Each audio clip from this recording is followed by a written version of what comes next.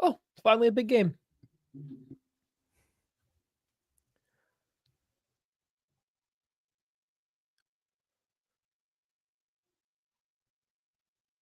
A familiar opponent stands in the way of the Kansas City Chiefs getting a shot at a three-peat. It's Chiefs Bills. Let's go!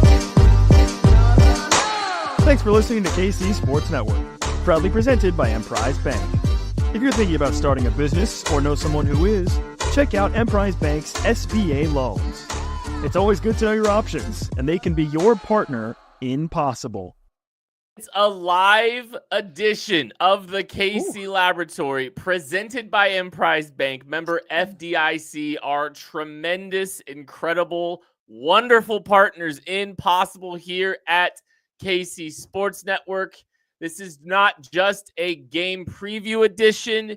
This is an AFC Championship game edition, and I cannot wait to talk about this with my friend Matt Lane. Matthew, very sad it is not Matter Days today. Why is it not? Because Hamilton's not here. So I'm not enough of a Matt to get a Matter Day, but once you add Hamilton to the equation, that it's the case. That is exactly right. Yes. Understood. I think I'm understanding now. You realize though, like if not, then I'm Matt Swanson at all times, then every lab is then Matter Days. I don't see a problem with that. It's killing the vibe. We changed the show's name to Matter Days. Okay, I'm in. I'm out. And unfortunately, Matt Hamilton is not able to join us today. He's okay. Kent didn't rip that off the top. He is okay. He is fine. But hopefully he'll be with us next week or 2 weeks time as we break down another game. But I guess we should probably talk about this Bills game. It's kind of a big deal. In case you don't know, the winner of this game goes on to play in the Super Bowl this year. It's crazy, I know. But the winner of this game, in fact, earns the right to represent the AFC in the Super Bowl and play against the winner of the Philadelphia Eagles and Washington Commanders game. So it's kind of a big deal. It's kind of wild the Commanders are one of those 4 teams standing. I'm not going to lie. It's also for the Lamar Hunt Trophy. This is at Arrowhead, and some would call it the Arrowhead Invitational.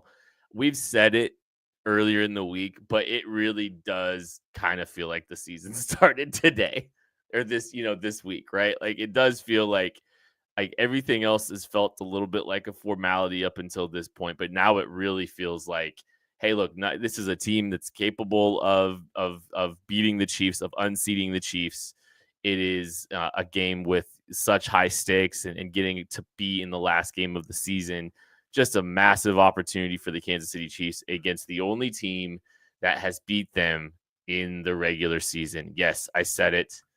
The only team that has beat them in the regular season. Sean Payton, I think, got a little confident because the backups for his team beat up on Carson Wentz. But this is the only team that's really, that was able to beat the Chiefs this entire season in Orchard Park in the 30-21 football game. I went and watched back a little bit yesterday, and I actually wrote about it in the KCSN Substack. Go to kcsn.com. You can go check that out. That's a new link there. Game preview edition, though. This is us getting you ready for that Chiefs-Bills game. We preview both sides of the football. And we're gonna start with the offense. What? Yeah. No.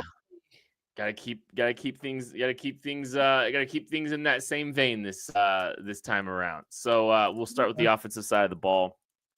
I think one of the first things is worth talking about in this game is if you look at the Chiefs made a decision at the offensive tackle position. They went with Joe Thuney at the left tackle spot, Mike Caliendo at the guard position. Very much an up and down performance. A very, very good, very, very good pass rushing duo that they went up against. I think you felt good about seeing what you saw to Jawan Taylor over on the right side. Left side was giving them some fits. My question to you, Maddie, do you think that the Buffalo Bills defensive line presents the same kind of problems for the Chiefs or enough problems for the Chiefs to to give you some concern about how a Joe Tooney Mike Caliendo pairing might match up? Yes and no, if I can take the easy way out of this one, right? No, because I don't think that Will Anderson or Danielle Hunter are lining up across from Joe Tooney this week. Right? Von Miller has kind of come on a little bit as the season's gone on as an edge rusher for the Bills, but he's still not that level. Like they got Epinesa over there. So like they have guys that are good players. I don't mean to say they're bad, but none of those guys are presenting the same unique one-on-one rushing ability at this point in time in Von Miller's career that, you saw from Will Anderson or you saw from Danielle Hunter. Very specifically, there's nobody that has the speed and like the first step get off, the burst to get up the arc to press Joe Tooney deep in the pocket that also happens to have the power that can run through his chest. I think that's where Tooney kept getting in trouble was he couldn't keep up with Will Anderson up the arc, so he had to really sell out to mirror him. And then every time that Will Anderson decided to put his foot in the ground and try to run through Tooney's chest or counter inside, he had to give up a ton of ground because he wasn't in the best position trying to sell out to defend up the arc. So I just don't think there's anybody that has that combination for this Bills team. So I do think that you would see, and I'm assuming the Chiefs are going to run out the same offensive line. There's been zero buzz from people that get to go into the building, be around the building, that there might even be an inkling consideration of a change. And that was never likely. It was just something that we had tossed around earlier in the week. It doesn't appear that's even on the table. And so I would expect Joe Tooney to play much better in this matchup than he did against the Houston Texans. On the other side, I still don't think Caliendo played a great game. Like he's filling in, he's doing well. Like he's playing guard okay. I think in pass protection, he's okay. The run game gets really limited with him. I do get a tiny bit concerned with Caliendo getting isolated in one-on-one against Ed Oliver. I also get concerned with Trey Smith getting isolated one-on-one with Ed Oliver because I've seen that matchup enough to know that while Trey Smith can dominate it in some instances, he can also get beat really fast. And now you have two guards that can get beat really fast in isolation. So I do think that guard position especially is something that's got me a little concerned going into this game in a way that you wouldn't be if Joe Tooney was there. Yeah, we kind of threw the idea around like maybe this is like a fun curveball that the Chiefs can throw at it because they weren't getting consistency over on the left side against a very good Texas defensive line. And, Ed Oliver is a guy that, can disrupt games from the interior. And I have a feeling that Mike Caliendo is probably going to see a lot of Ed Oliver in this game as the Bills try to really affect Patrick Mahomes back there dropping back. And I think one of the other things that's kind of worth paying attention to with that is just like the run game. Like, see if this team can get the run game going. Last week against the Texans, it looked like the Chiefs tried to roll a little Isaiah Pacheco out there early, closed the game out with a Kareem Hunt.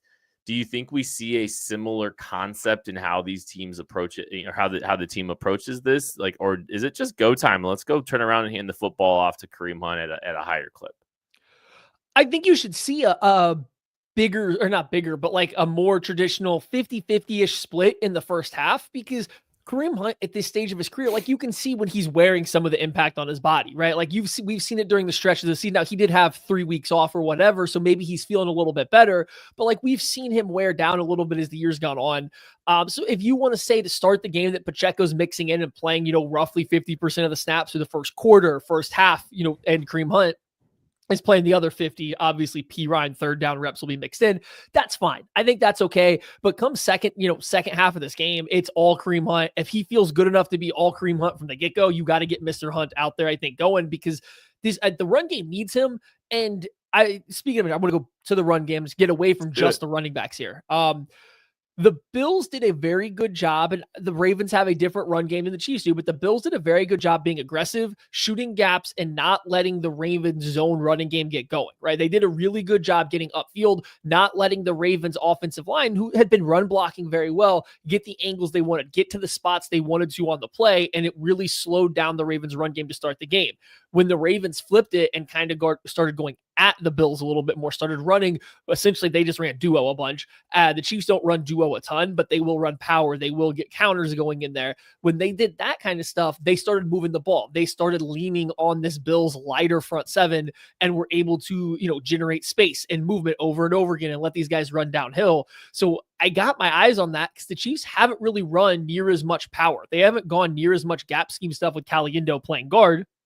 And the few times they tried this past week against the Texans, every time Caliendo pulled, he was getting stonewalled right at the point. Like, he was not giving a lot of space for the puller, which was Travis Kelce, was coming in to follow him through the hole. He wasn't giving him a lot of space to squeeze through. They weren't giving Kareem Hunt any area to get through there. So I do, I am kind of on the lookout of what this Chiefs run game can even look like, because I don't know if this Bills team is one that you're going to have a lot of success zone running against. It might have to be downhill, and the way the Chiefs have looked with Caliendo at left guard, it's been a lot more difficult for them to create space that way.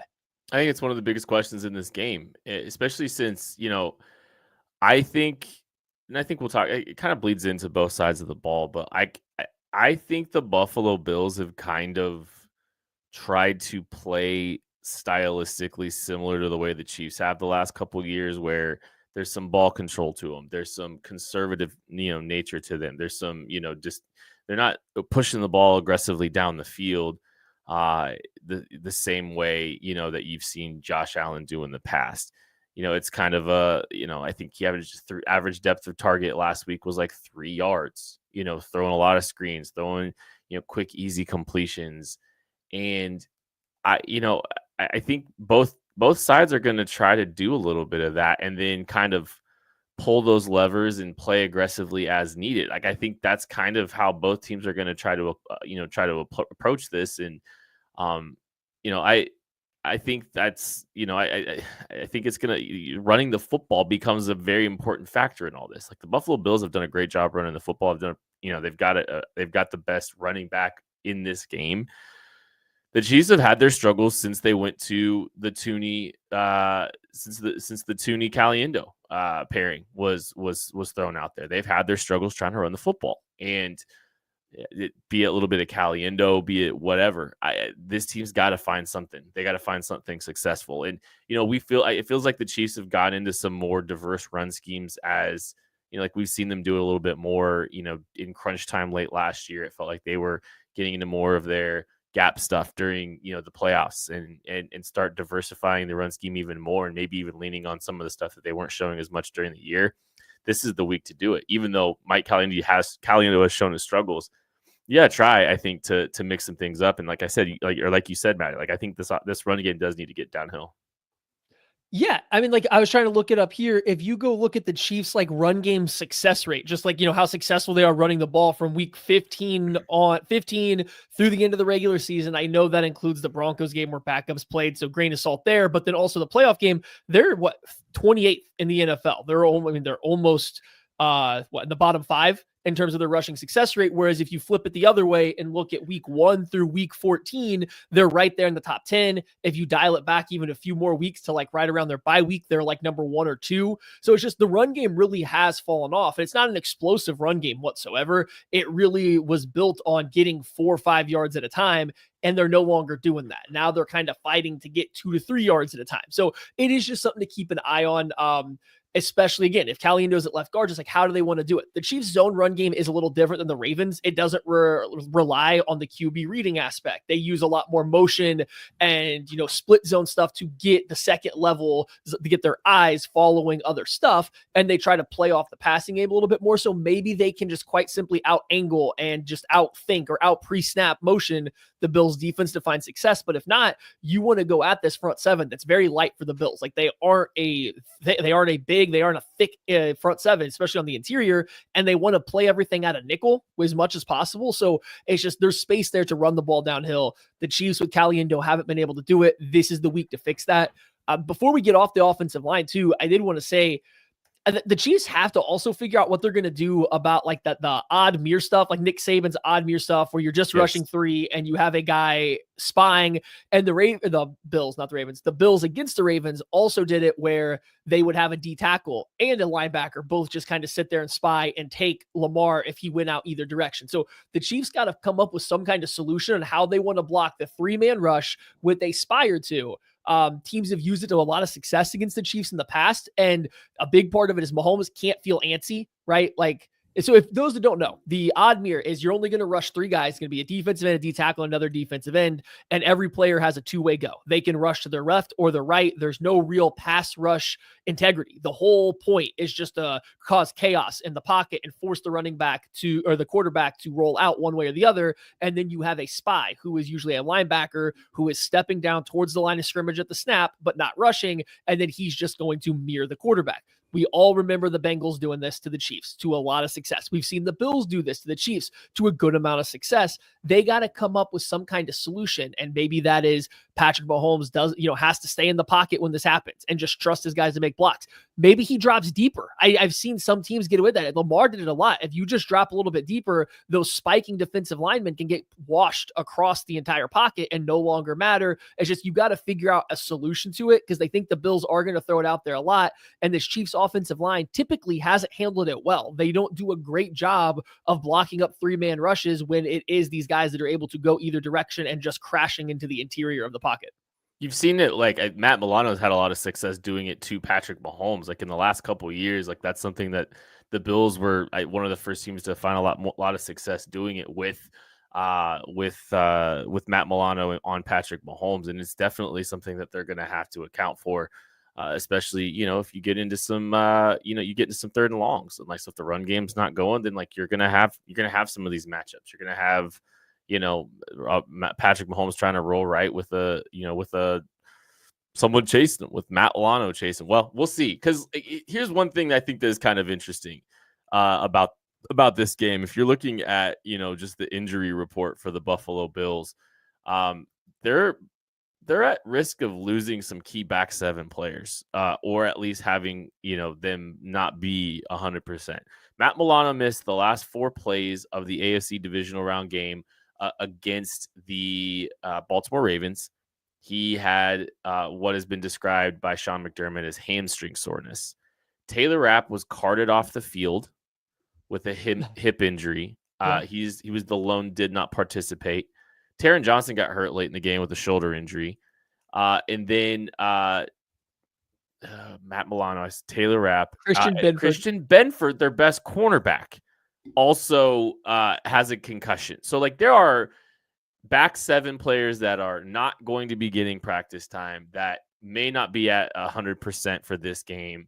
Like they are already kind of thin back there in their secondary. It makes me wonder. So like you talk about Matt Milano matching up potentially against Patrick Mahomes, but it feels like this back 7 can get got a little bit. And I think you saw them starting to get got a little bit towards the end of that game against the Baltimore Ravens when the injury started mounting up a little bit. I think you saw some struggles there. Yeah. Do you think they could get the ball? Do you think they can get do you think they try to push the ball down the field a little bit and challenge some of these guys?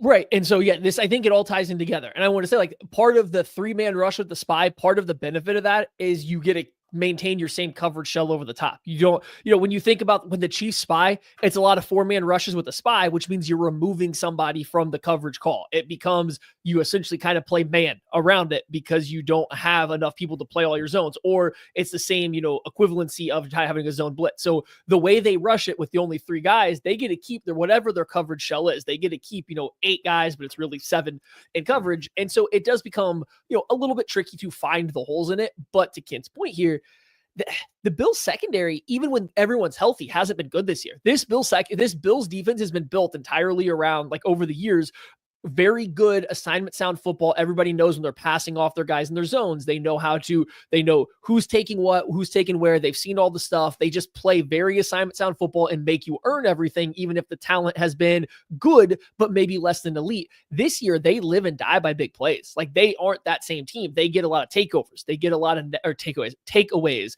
They get a lot of negative plays. That's where this defense survives. So if you're the Chiefs, you have to avoid the mistakes. But yeah, there's certainly going to be situations where they can push the ball downfield. You can watch the Ravens. Damar Hamlin is just begging for guys to get over the top of him, to get behind him and get a vertical ball up over his head. Even if it's not a 50-yard pass, he let Isaiah Likely get behind him. He let Rashad Bateman, I believe, get behind him. Like, he lets guys get behind him all the time. If Cole Bishop has to step in for Taylor Rapp, or even if it's Taylor Rapp, those guys aren't elite deep center field or deep half field coverage safeties. Those guys would rather play in the box and be coming downhill. So it's certainly a team that you would want to get some vertical stuff going to, at the very least, back them up and make them play extra safe, extra scared of getting beat over the top. And if they're going to challenge you up near the line of scrimmage, then you got to throw some downfield, because again, those guys in particular give them up. Just frequently. Don't know if we're gonna get it. I'm curious how much man coverage we get from the Bills too, after seeing what happened with the Chiefs getting their entire receiver room shut down too. But did it a lot against the Ravens. I think that, again, like, the Ravens started finding some success as the game went on in the second half, and I think that's going to be one of the big storylines. But like, I think it's contradictory a little bit. Like, what's going to be fascinating for me is, like, okay, so we talked a little bit about, like, this team can get potentially down the field. There's some opportunities to be had down the field, and that's great. But those big explosive plays don't necessarily jibe well with a ball control, game management style kind of approach. And so you bait the Bills into a shootout, and now the Bills are in a shootout. Like, I think there's some fascinating decisions the Chiefs are going to have to make about how they approach this game. And not that they're not going to want to take shot plays or anything like that, but just, how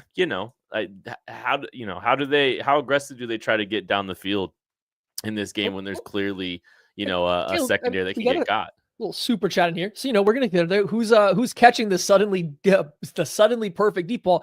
Hey, listen, nobody said they have to be perfect. The whole point is you just kind of got to put it out there, right? If you have a defense that is going to be aggressive and challenge you at the sticks, it's going to be challenging your run game. Yes, the Chiefs last year had kind of won a Super Bowl by not pushing the ball downfield a ton. Although, if we do remember, in big moments in the playoffs, they were able to hit a couple of those downfield. Like, you're just going to have to try. And I just think this Bills team, of a lot of the teams the Chiefs have played, this Bills team, way more than the Houston Texans team, is susceptible to giving up a deep pass over the top. That Texans team, the way their quarters coverage, which is predominantly what they played, it's really hard to get over the top of those guys. It's a lot easier to throw the ball, short to intermediate over the middle of the field over and over again. So it's just a different matchup. I know the Chiefs haven't hit a lot of deep balls, but you do now have Hollywood Brown and Xavier Worthy, two guys who can really press downfield. You can throw a couple back shoulders or contested catches to DeAndre Hopkins. We aren't calling, I don't think, for 2019, 2018 Kansas City Chiefs offense pushing the ball downfield, but just taking a couple shots when they're there. And I think the Bills will give them to you, but this goes back. Can the offensive line protect against, specifically when you get the 3-man rush looks with the spy? Can the offensive line protect it? Can Mahomes stay in the pocket when those show up? Because I think that's when you're going to have your best opportunity to push the ball downfield. Like, there will be space and time as long as you don't run into pressure in those moments, which is not something the Chiefs have been particularly great at in the meantime. The last time that the Kansas City Chiefs turned the football over was against the Buffalo Bills. It was 2 interceptions from Patrick Mahomes. It was a interception to start the game and then an interception to close that game out. Funnily enough, if you watch that interception back, it kind of looks like the throw he just completed to Travis Kelce, like how he's got a guy dragging on his ankles and how he's falling forward and all that kind of stuff. Very similar throw there. I'm going to ask all these when they come in. If you're sending super chats, I'm putting them up here to interrupt Kent. Mango, thoughts on the Chiefs keeping McCole on the IR and rolling with Nico? Mildly intriguing, because while Nico Remigio has had some nice returns, he's had some actually very nice moments for this team. Boy, is he loose with that football, right? Like, is he loose with that football? He's had a couple fumbles on returns, whereas McCole Hardman, since returning from the Jets, had been very secure. He had been doing the very textbook definition of a quality return man in terms of receiving it. Maybe he didn't give as much in the return game that we've seen, but he had been receiving punts the right way. So it's just, I was rather interested by it. Neither, I don't think, would factor into the offense much. So as a return man, do you think there's a big difference between, McCole and Nico at this point from what you've seen? I think you kind of nailed it. Like, the ball security gives me some concerns. I don't think, Nico's done a good job, and he made the most out of that one big return. Catch the football, bring it down, and protect it. Like, that's all I care about right now. Ties to what I was going to talk about here too. We haven't seen this team turn the ball over much lately at all. Bills have been feasting in turnover differential the entirety of the season. I think they didn't lose the turnover differential once the entire year, if I remember correctly. Very impressive feat for them. Chiefs turned the ball over twice in the game that they lost against the Bills. Ball security's got to be crucial. It's got to be. I mean, the Chiefs. I mean, they got to at least tie. If they tie the turnover battle, I feel good about this game. If they win the turnover battle, I feel fantastic about this game. I think Patrick Mahomes has. I don't think I remember one ball being put at risk against the Texans, like in a real tangible way. I can't recall one single throw that was interceptable in that game. That has to happen again. They have to be able to protect that football. They got to continue to protect that football, regardless of if they try to kind of manage this game and grind it out the same way that they have and the way the Bills kind of have tried to emulate, or if they try to put the ball down the field a little bit. Turnovers you can't have them. And in a game like this, and when I looked back at when I went back and watched the last time that these two teams lined up, there was so much situational football in that game that really decided it. It was a 3rd and 1 to Kareem Hunt, where they didn't get the yard that they needed, and then they had to punt. Didn't give themselves a chance to take control back of the game in the second half. It was the first interception on the second play of the game that surrendered that offensive advantage and put them right back into it. And put the Bills in a great spot to put points on the board. There's so many situational moments, and like that was one of the big deciding factors in that game is the Chiefs' offense wasn't at their best in the situational moments in that game against the Buffalo Bills the last time. And it's turnovers, it's situational football like it's always been, but you saw it magnified that time that these two teams played. And I actually think that's a good thing for the Chiefs in this matchup against them in the AFC Championship game. Do you think the Chiefs can win this game by playing by out situational footballing the Bills and playing rather not passive, conservative? Do you think the Chiefs, the way this offense is running right now, can play a very conservative game plan and just try to out situational football the Buffalo Bills to put up enough points? Yes, I do think they can. I don't know if that's the route I would like them to entirely take. Like, I think I'd like to see them take some opportunities to be aggressive, or Patrick Mahomes make some choices to be more aggressive, be that with his legs, be with an extra shot or two. But yeah, I think what's going to happen is one of these teams is going to blink and start trying to be aggressive at some point in the game. Like, I don't think it will be 4 quarters of. I don't think it'll be 4 quarters of that both teams have tried to play, because I think that's a little bit futile. I think at one point one of these teams will blink and they'll have to start being a little bit more aggressive. Yeah, I mean, I don't know. I go back and forth. I think the Chiefs are going to have to make multiple more offensive plays, like actively make plays, and they made against Houston. And Travis Kelce made some nice plays. Mahomes obviously had the touchdown and a couple scrambles that were very nice. Like, I don't want to say they didn't make any plays versus the Texans, but I feel like there's going to have to be a drive or two where you see like this Chiefs offense is kind of like, doesn't just hit this random big 60-yarder because Travis Kelce's wide open, but they like actually have to have the number of the Bills. I don't know if it will be able to be quite as conservative as they were against the Texans. I think they might have to press into some slightly tighter windows and coverage that are there, or they might have to be a little bit riskier to score enough points. But I mean, we'll see. Maybe the defense can jump out and like the game can be controlled. And you can tell after a quarter that this Bills offense just isn't going to be able to easily score. Not that they won't be able to score, but like easily. And then maybe you dial it back. I do think this Chiefs offense is going to have to step outside of their comfort zone, or this protected zone that they're trying to live in this game. With the Super Bowl, they might not have to, but this one, I do think at some point in time, like they are going to have to get out of that shell a little bit and really press. And obviously Patrick Mahomes is the guy for that. Travis Kelce, obviously the guy for that. You just hope that everybody else is ready for that moment and ready to step up, given the shuffling along the offensive line, some of the struggles they've had, the lack of run game and spurts this year. So we shall see. I just don't know if this can be their super conservative version of this offense and come away with this one. I think they're going to have to do a little bit more. Well, and I don't know if it's like I don't think I would classify what I think they have to be as super conservative. Like, they have to make plays. I just think that they can operate with a very similar formula to what they have and just be better in some of that situational moments and have, those key plays. Like it's not necessarily as much concern. Like, they still got to make them. And like those third downs are a lot of times, and this is the difference between this game and last time. Like, Mahomes made a couple crucial mistakes in that game. Or made a big mistake in that game, really largely early in the game. But both quarterbacks went out and did their thing on third down and in those big moments. Like both quarterbacks were making plays in that game. Like that's how it's going to go. Like it's the version that we've seen from both of these teams. But yeah, I think both quarterbacks have to elevate themselves a little bit. Josh Allen elevated himself a little bit in that game the last time around. All right, offensive players to watch. That is presented to you by Tickets for Less. Promo code KCSN gets you your best available discounts on Chiefs tickets. Promo code KCSN, best available discount at ticketsforless.com. Maddie, give me your offensive player to watch. Do you want to go first? I do want to go first. Okay, I have a feeling you're going to take who I really want to go, but that's okay. Well, here's the thing. I think the funniest way for this game to go is for Xavier Worthy, the guy that the Chiefs traded up with the Bills to acquire and was panned by some. I think the funniest thing to happen would be for Xavier Worthy to go off in this game.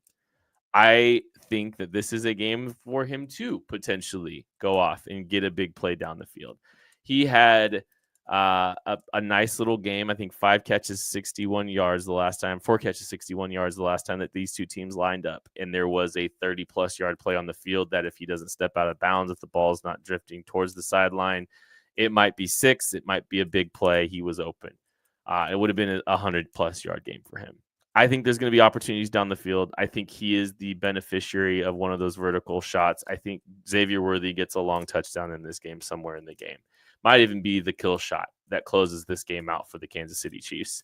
And I think it would be kind of hilarious if that's kind of what closes this game out for the Chiefs. I think that's the funniest timeline. So I'm going to go Xavier Worthy. I think he can make an impact. And like he's been incredible. He's been doing a lot of short stuff lately.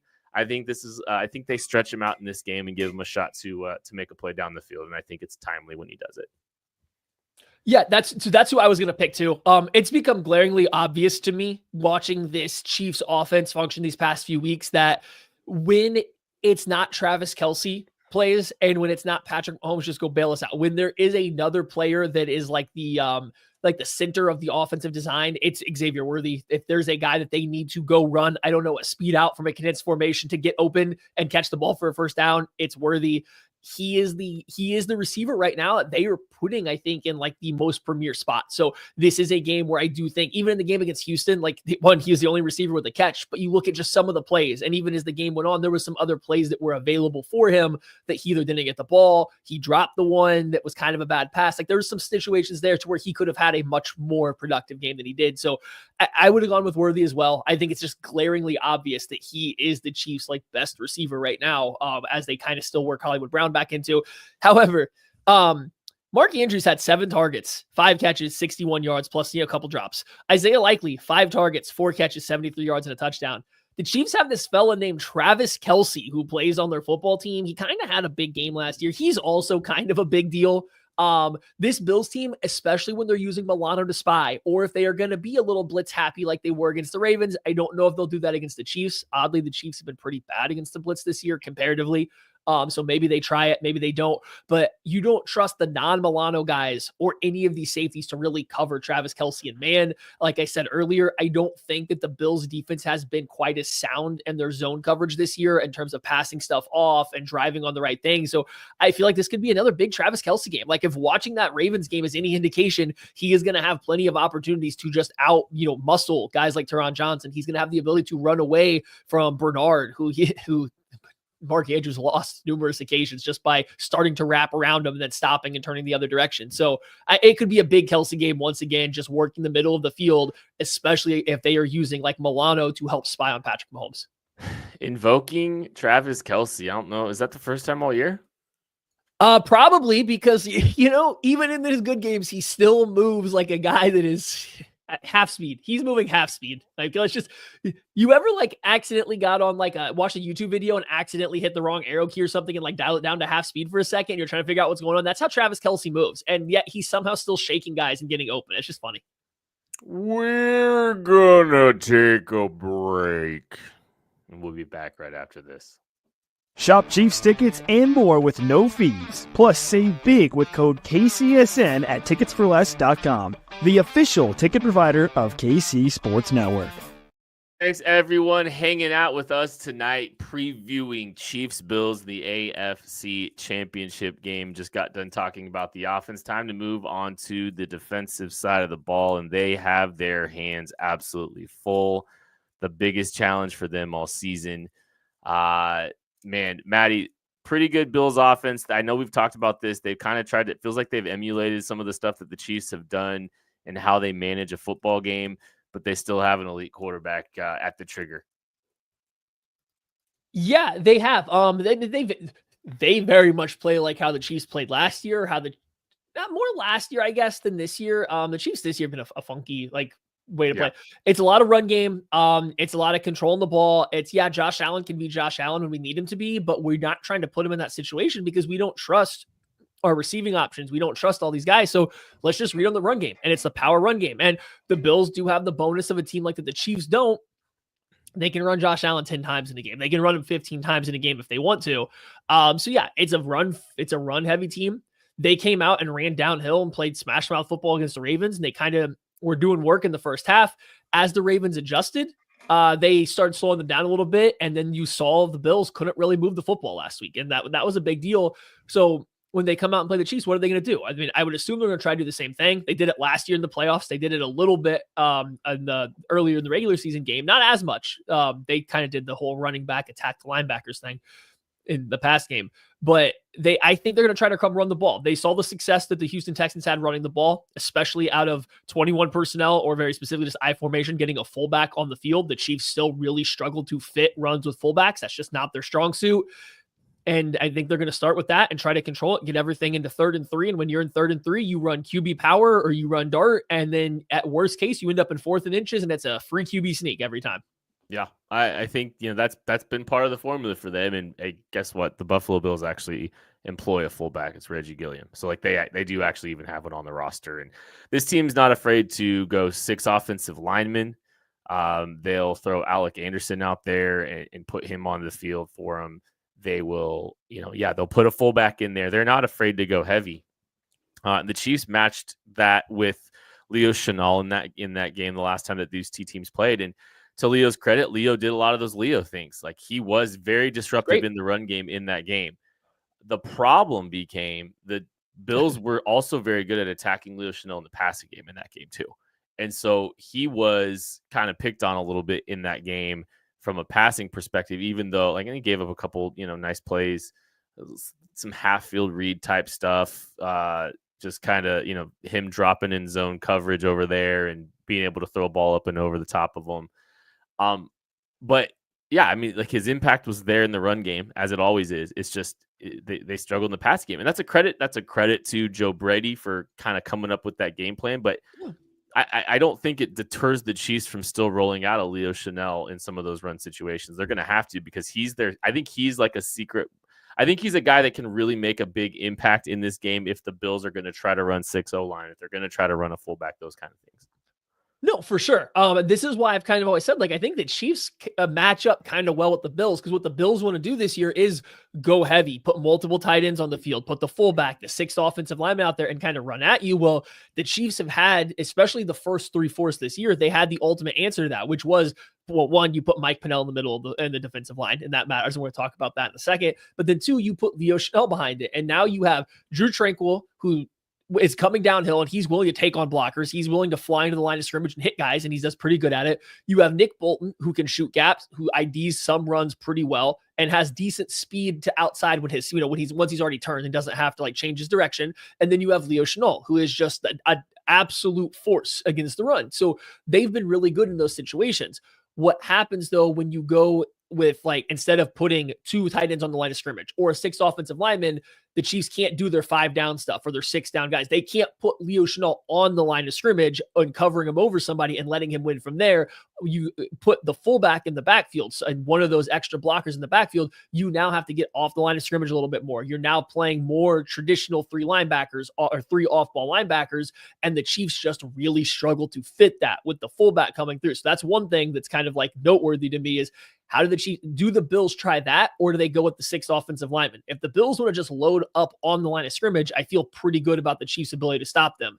if they want to get into these 21 personnel looks where you have Gilliam out there and he's the lead blocker, he's coming in behind a guard, it gets a little trickier because the Chiefs, Mike linebacker does not want to take on blocks. Like that's just, I don't mean this to be like a Nick Bolton, like completely critiquing him, but that's not his game. When you look at when the Chiefs have struggled to stop the run during the Nick Bolton time, it's been against teams that will go with a fullback and they will just run right up the middle and tell that fullback is going to go block Nick Bolton every time. And that is just not his game. That's not where his strong suit is against the run.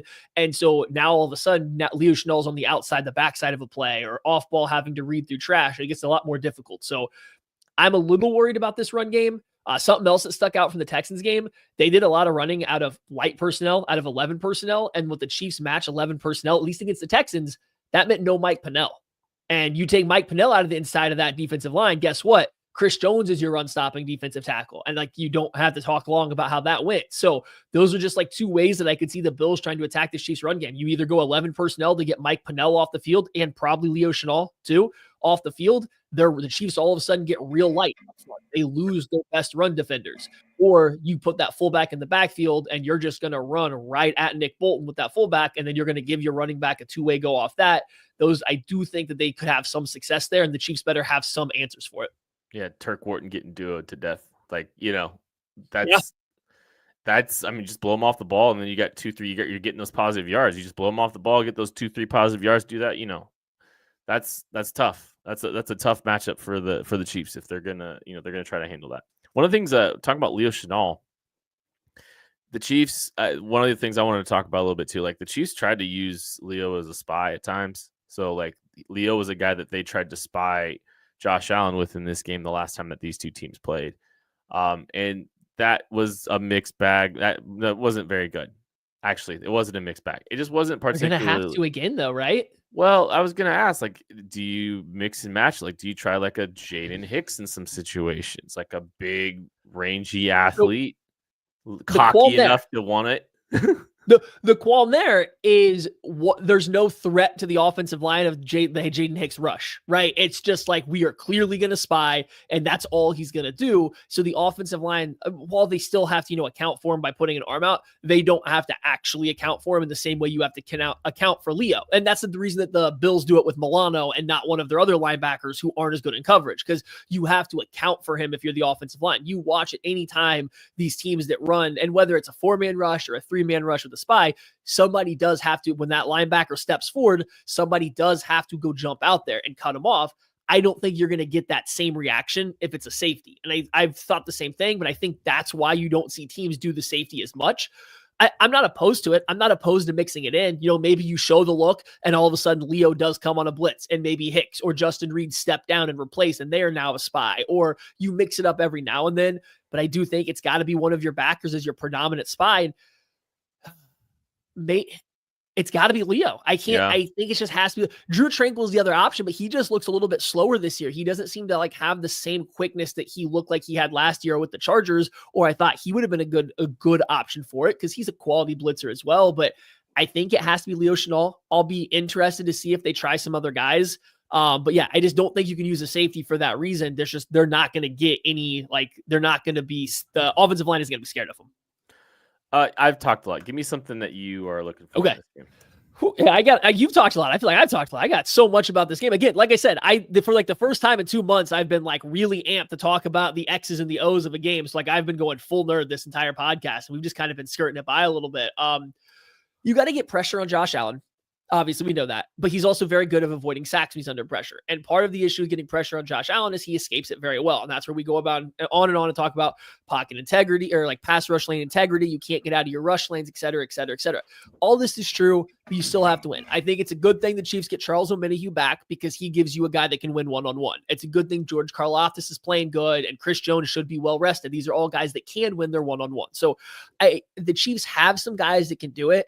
It's just they have to win responsibly. You can't get out of your rush lanes because if you do, the Bills are great at taking advantage of it. And it's not just Josh Allen. You watch Spencer Brown. Oh, this is so frustrating. He is so good at when he gets beat, especially on the inside, of just letting the guy go. He just says, oh, okay, you got me. And he spins out and just goes out to the sideline because he just says Josh Allen is going to make that guy miss. And I'm now going to be out there to block anybody that's coming up. I'm now going to be out there. If there is a spy or a looper scraping over the top, I am there to collect them and stop them. And that buys Josh Allen so much extra space and time because he's never escaping into more pressure when he goes right. Spencer Brown is phenomenal at that. You go to the other side, Deion Dawkins, I don't know if you pay attention. Have you seen a split? You could drive a semi-truck in between Deion Dawkins and the left guard. He is so wide. And I think the whole point is he either A, trusts himself to cover the inside shoulder, or he's baiting guys to beat him inside for the same thing. Well, now you're going to beat me inside. I know my quarterback can get out and run right now. I'm in position to collect anybody scraping over the top. So the offensive line not only is exceptional, but they do such a good job at when you do get pressure on Josh Allen and he escapes, they are ready. Like they are instantly ready. They're not chasing their rusher. They let their rusher go and they go collect somebody that's going to go get Josh Allen. So it's really hard to, I'm saying all this, it's really hard to pressure Josh Allen. And that's the end of the goal. Like this whole thing. And it's got to be controlled and contained. Like you talked a little bit about rush lane integrity, and that was one of the biggest frustrations going back and watching that game again, and like why it's so fixable too. Because like this team has seen this team has been through it, and like the rush lane integrity has always been better the second time that like in the playoffs for the Chiefs.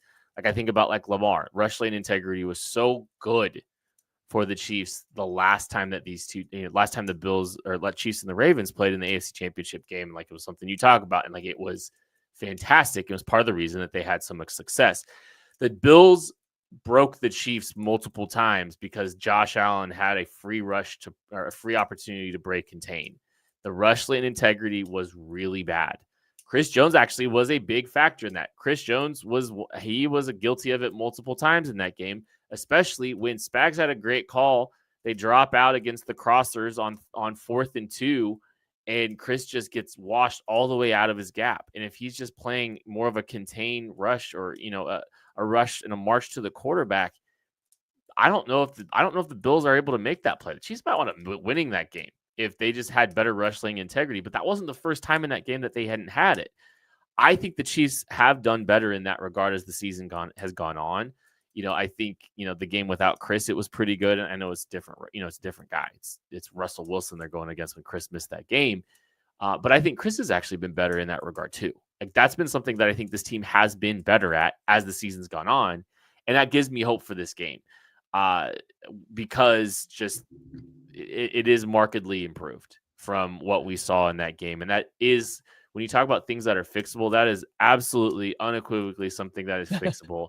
And I think you can kind of, you're trying to go make plays. I understand that, but those plays were going to get made if everyone just did their job. I think Justin Reed made the comment real quick. Sorry, Justin Reed made the comment that like it's going to take all 11 guys. Mm-hmm. That means you're not always going to be the one to make a play, but you've got to do your job so that we can all do our job together.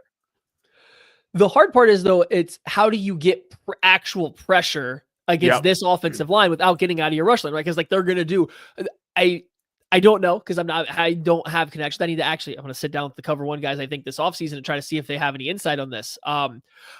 I wonder if their offensive line isn't coached or like one of their coaching points isn't to try to bait teams into getting out of rush lane integrity, very specifically Spencer Brown and Deion Dawkins, these tackles. Like what else is that wide of a split for? Like it's so wide. And Spencer Brown, like I said, he gives one extra push and then he spins out. He reverse spins out and immediately starts looking for work when he gets beat inside. I really think that they try to bait defenders into winning outside of where there might be escape lanes, and then they have their blockers already like preactively getting ready for it. And so it seems really hard to get pressure on Josh Allen that doesn't involve getting out of your rush lane and losing a little bit of that contain. And so that's where I do think Spags and his blitzing does come in, right? Like we've seen Spags get free runners at Josh Allen plenty of times. Sometimes it doesn't matter because he's Josh Allen. Other times it does. And so I do think that like Spags has to pull the blitzes out at the right spot. We've also seen Josh Allen absolutely destroy Spags blitzes and have a great read on what he's doing. Like that chess match goes back and forth, but I don't think you can abandon it because I just don't see the Chiefs getting enough pressure just straight away against this very good offensive line and also containing Josh Allen at the same time. Unless your spy is doing a lot of work by himself, unless your spy is absolutely doing a great job in containing Allen when he scrambles and forcing him to throw, I think you do have to be a little reckless, whether that's blitzing or getting out of your rush lanes. And it's a losing battle. And this is what it's like to go up against any good quarterback. I don't want to sound like this is doom and gloom. I think the Chiefs can still absolutely slow them down and stop them. It's really difficult to do because they have answers. It's number 17 to every problem that you present.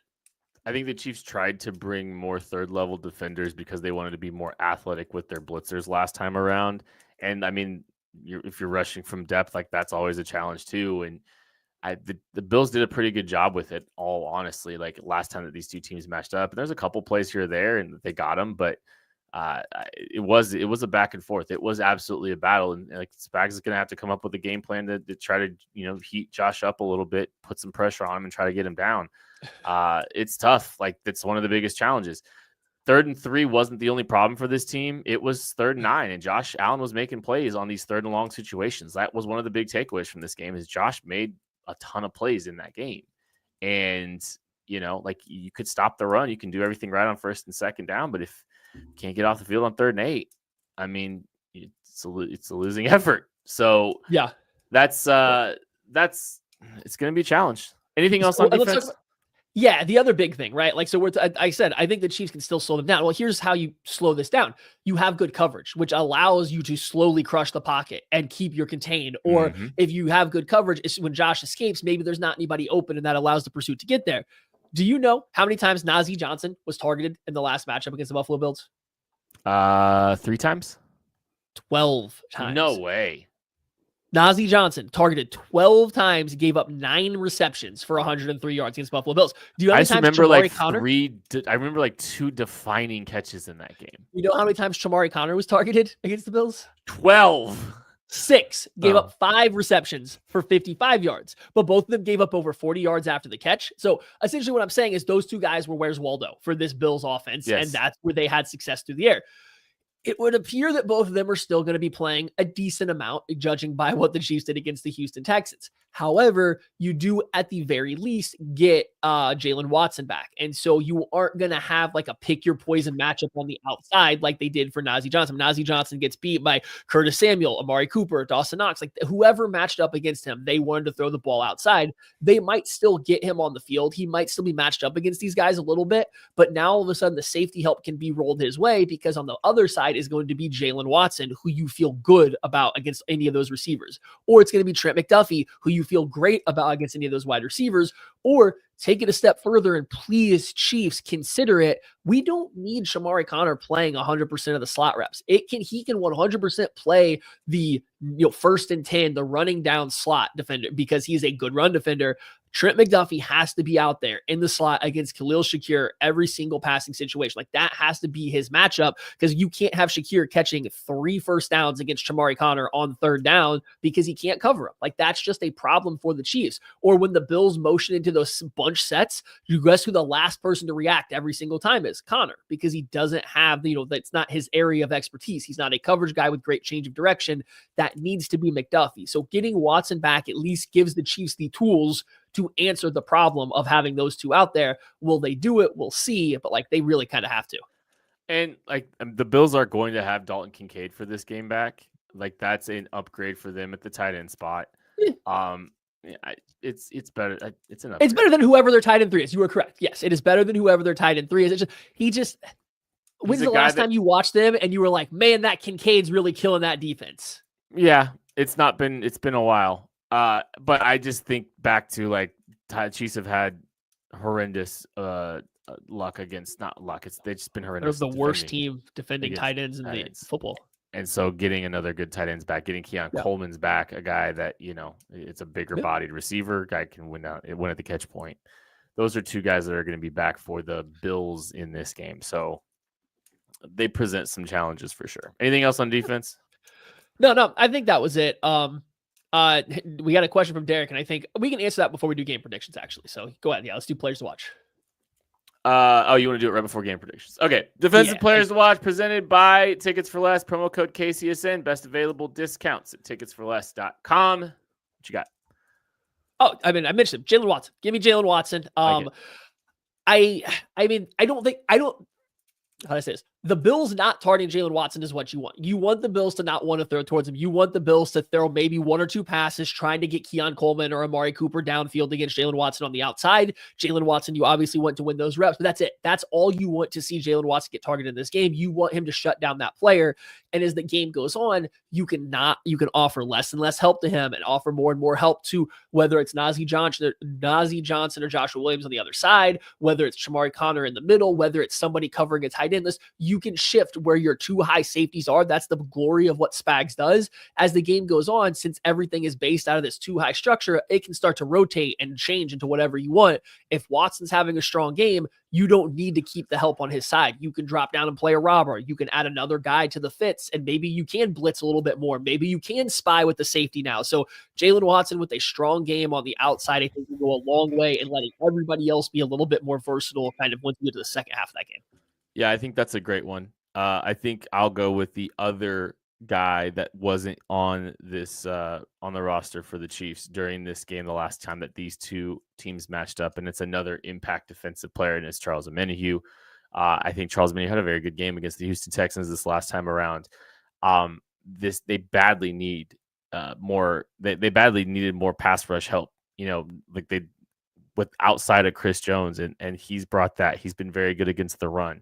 Things are really rounding into shape. You've got a big physical, long defensive line that can, make that trip to the quarterback. That can get that march to the quarterback. But also, Omenihu, Karlaftis, Chris Jones, hands up in the passing lane if you're not getting there too. Like that's a big thing. Like I think that this group can make an impact. I like Charles Omenihu to make a big play in this game.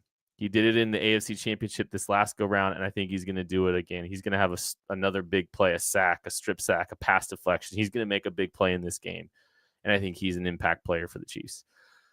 Okay, Derek Hernandez asks what your guys' confidence levels like compared to the previous 3 times that we've played this team in the playoffs. And that's on the heels. It's right before we're going to make this game prediction. I think that's a great question. Maddie, what do you got? Okay. Well, this ties into my prediction too. So I'm just going to kind of wrap it all together, right? The Chiefs and the Bills have gone back and forth a lot in the playoffs, and given the fact the Bills have beaten the Chiefs in the regular season for all these stretches, I think it's at least valid to say the Bills have been as good of a football team on paper or going into these matchups as the Chiefs have been. It just all comes down to how the matchups you think they're going to work. Well, the first one, maybe was like, hey, Mahomes is just better, but then Josh Allen goes toe-to-toe with him in the 13 seconds game, and it's just Mahomes gets the ball back, and it's a miracle. You then keep going into it. It's the teams are evenly matched. The quarterbacks are evenly matched enough, and you're trying to find matchups. And this is the issue that it comes to every time now. The Bills have gotten very good with these matchup things. Last year in the playoffs, I picked the Bills to win because I thought they matched up well against the Chiefs. I think you watched the game and they kind of did. All the stuff that I thought would happen. The Chiefs just out situational footballed them. They did a better job executing at the end of the game because they still do have the better quarterback and the better defensive coordinator and the better head coach. But you could see it was very evenly matched, and the Bills did some stuff to the Chiefs that the Chiefs could not counter very well. This year, I had more confidence in the regular season matchup going into it. I, kind of tried to pull I joked around, almost picked the Bills, didn't pick the Chiefs. The game was close, but I don't think the game was as close as everybody wants for Chiefs fans want to make it out. Yes, it was, they were a 4th down stop away from having a chance to tie it, but the Bills looked like the better team for the majority of that game. That you think the Chiefs match up well against the Bills, but the Bills were pulling all the right levers. They were throwing contested catch opportunities to their receivers, which is the Achilles heel of a Steve Spagnuolo defense. Is he can't go out there and defend passes for these guys, and if they're going to give up contested catches, they're going to get beat. They didn't really get pressure on Josh Allen. We talked about how difficult it is to get pressure on Josh Allen. We saw this Chiefs run defense falter against the Texans.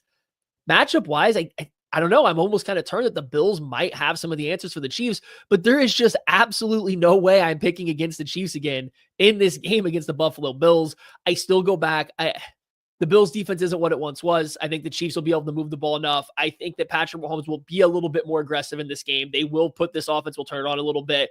And defensively, I think the Bills are going to be a tough out. But if Leo Chenal has his monster game, if Spags does his stuff, I have faith that the Chiefs are going to beat this one. So I am more confident than I was last year, Derek, to answer the ultimate question, because I did not pick them to lose this one. And what's the score? Oh God, we still do the score. I don't think it's going to be super high scoring, even though the offenses might play a little bit better. Give me the Chiefs 25 to the Bills 21. 1, more than a field goal, but not more than a score. Trying to do the math on how you get to 25. That's right. I'm picking goofy stuff. Well, it's not out of character. Oh man. This has been such a unique season for all of us because this team has won 3 Super Bowls, and 3 is such a big, drastic number. It's such a massive number when it comes to legacies for this, for all of our favorite players. And it didn't really feel, like the season has kind of felt a little bit like a formality. And we finally got to like the time that matters. I think it's been interesting for all of us to navigate this dynamic of these things are giving us all this concern about this team, but they lost 1 football game the entirety of the year. And I don't know if we have appreciated 15 wins as much as we should. And yeah, I know there was some very near misses with plays, like a field goal against the Denver Broncos, putting them in, like everybody talks about these. They kept winning football games. They won 15 of them, and we don't appreciate that enough. And I don't think we've even appreciated it enough to this point. The Chiefs were winning that game 23-12 until they ran out of the back of the end zone against the Houston Texans. They played 1 game against the Buffalo Bills, a team that they probably knew they were going to likely see again 8 weeks later after that game that they matched up. And I have supreme confidence in this team, despite there being some things that give me some concern, even as recently as last week. I feel like throwing everything I've seen out for the entirety of the season almost. Because I don't think we can quantify or appreciate the championship DNA that is in this team. This team has 2 draft classes that know nothing less than a Super Bowl in their careers. And by the way, those players are very good. That 2022 draft class is one of the best draft classes in Chiefs history, and it just so happens to contain a lot of the best players on the Chiefs. Trent McDuffie, George Karlaftis, Jalen Watson, Isaiah Pacheco, Leo Chenal, Brian Cook. They know nothing less than what they're about to do now. They've been through it all. I don't think it's a coincidence that you saw so many players starting to play at a high level and play their best football in this game against the Houston Texans last week. And I'm not going to be surprised when this team goes out and looks like the best version of themselves in Arrowhead on Sunday at 5:30, all the way into 8:30. I'm not going to deny, like, the Buffalo Bills are a very good team, and they are the most worthy opponent. They are a very good football team, and they deserve a ring.